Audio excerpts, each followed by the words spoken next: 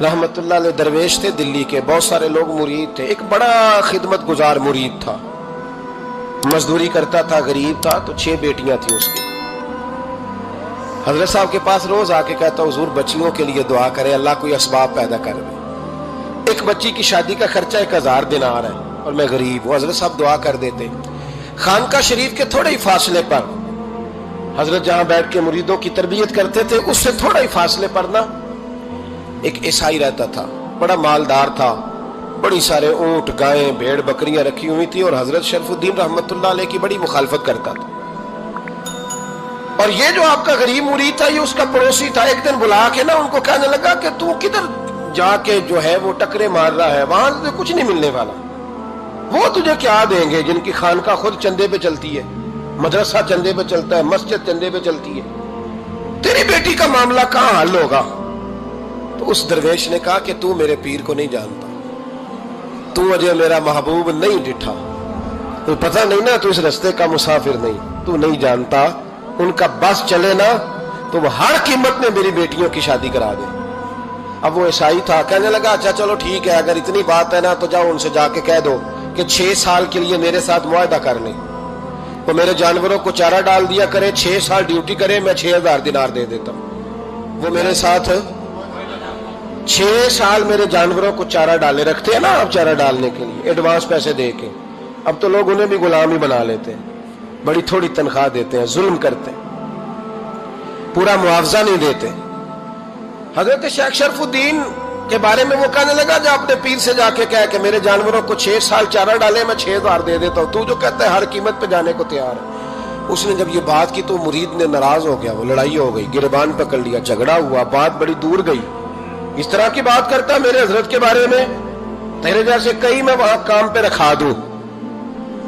जब वो बड़ी बहस हुई, बात मोहल्ले में, इलाके में फैल गई, दुनिया ने सुन ली, तो शेख शरफुद्दीन तक भी पहुंच गई। इस तरह झगड़ा हुआ है। लोग सो गए इशा की नमाज के बाद। हजरत साहब ने ना सर पे कपड़ा लिया, उस ईसाई के दरवाजे पे दस्तक दी, वो बाहर आया, फरमाने लगे लोग तो सोच समझ के मुलाजम रखते हैं, तूने भी तो सोच ही लिया होगा, तभी तो मुझे ऑफर की है।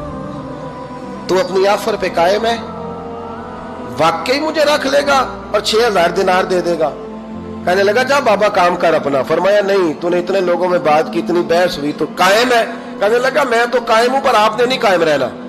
फरमाया मैं सोच समझ के आया हूं। उसने कहा आप ड्यूटी करेंगे, भैंसों को चारा डालेंगे? फरमाया एक शर्त, बस जब अजान हो जाए ना तो मुझे रब की नमाज पढ़ने की इजाजत दे देना, बाकी सुबह शाम जो तू कहेगा। अगर उस गरीब की बेटियां ब्याही जाए तो मुझे और क्या चाहिए? उसकी 6 बेटियों का बोझ है उसके सर पे, तू मुझे रख ले। अल्लाह अकबर। वो कहने लगा चले पे मेरे साथ खते बंदगी कर ले। आजकल हम स्टाम करते हैं, उस जमाने में खते बंदगी होता था, गुलामी का खत। काजी शहर के पास, यानी उसका ख्याल था कि चलो स्टाम की बात करूंगा तो भाग जाएंगे। फरमाया चल मैं तैयार हूं। काजी तक गए, तय हो गया, 6000 दिनार दे दिए। हजरत ने मुरीद को बुलाया, फरमाया पुत्र ये ले जा मेरी बेटियों को रवाना कर दे। कहने लगा हुजूर ये क्या कर रहे हो आप, कुछ सोचे?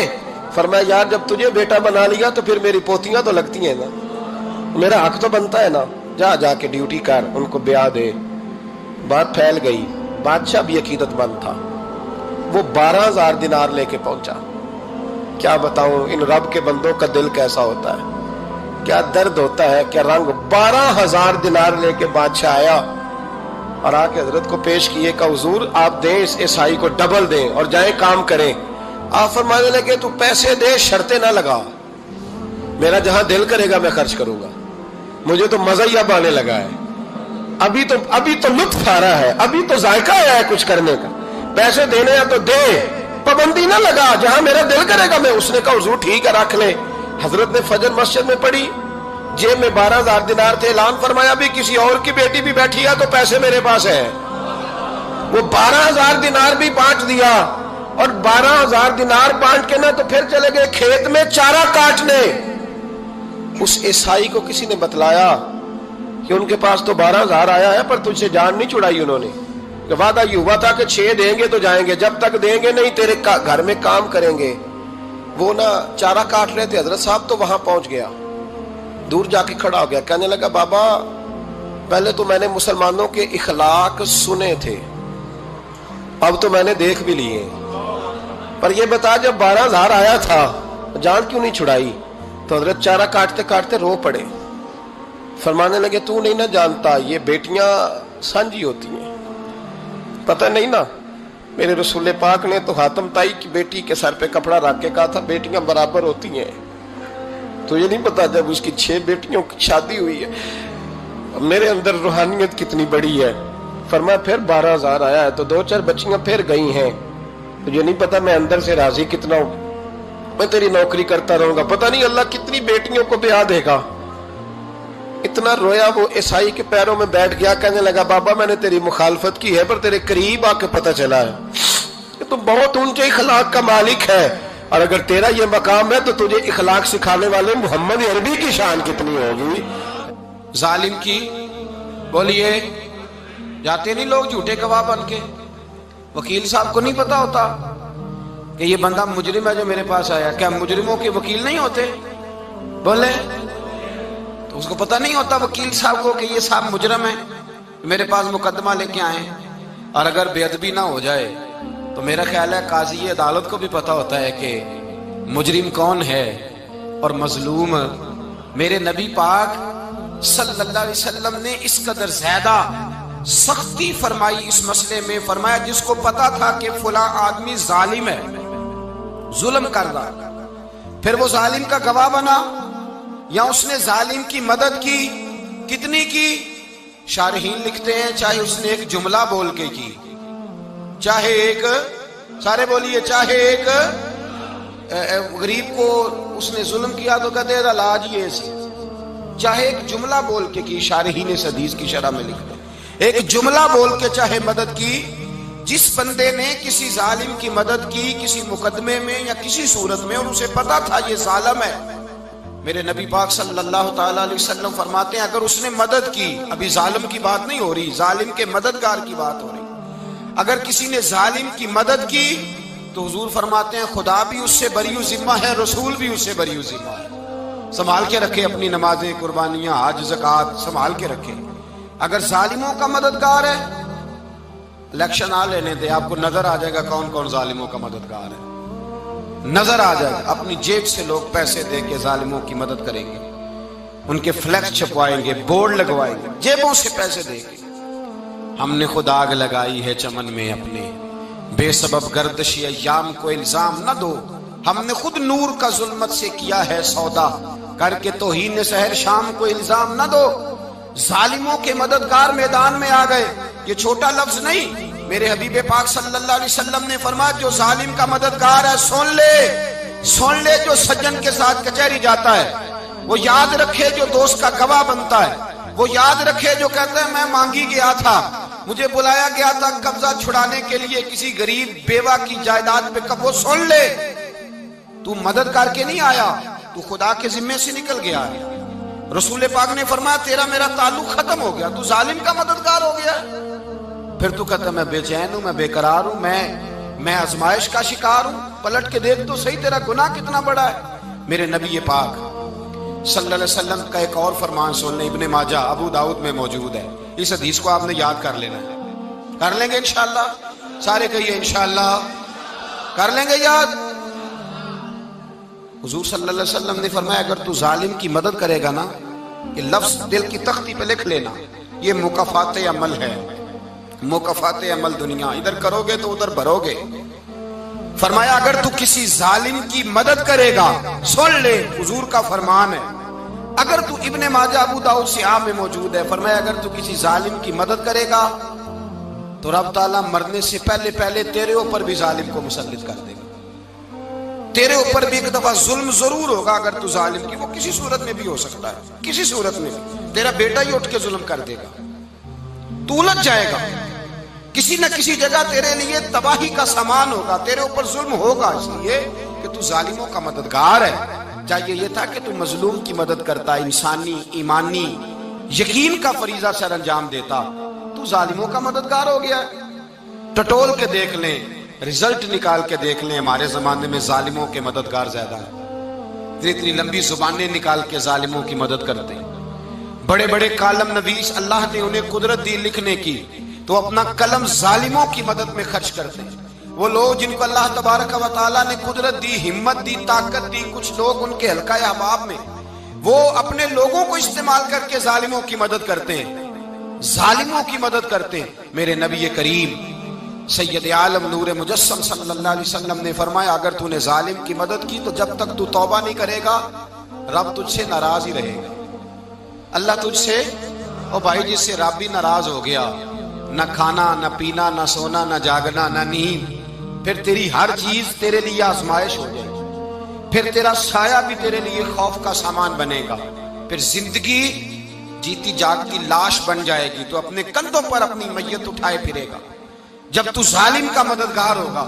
اور نبی پاک صلی اللہ علیہ وسلم نے فرمایا، ظالموں کا مددگار بھی ظالم ہوتا ہے، ظالموں کا مددگار بھی، سارے بولے ظالموں کا مددگار بھی نہیں، کو نہیں، آپ سارے نہیں بولے، ایک دفعہ بولے ظالموں کا مددگار بھی، پکی بات ہے، ظالموں کا مددگار بھی۔ اللہ اکبر، جس کا یارانہ ہو، جس کا دوستانہ ہو، جو کہے میں نے نا اس کو اوکھے ویلے کے لیے ظالم کو یاد رکھا ہوا ہے۔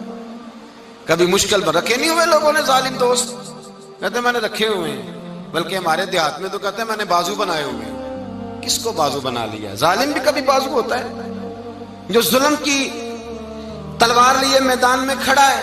قارون، حامان، فرعون، نمرود کا حال نہیں لوگوں نے دیکھا؟ اپنے زمانے میں آپ نے کتنے لوگ نہیں دیکھے جن کے سائے سے، آواز سے لوگ کانپتے تھے؟ پھر پولیس کی گاڑیوں میں وہ اس طرح مردہ پڑے کہ دنیا نے تماشا دیکھا ان کا۔ یہ رنگ ہم نے دیکھے نہیں اپنے آنکھوں سے۔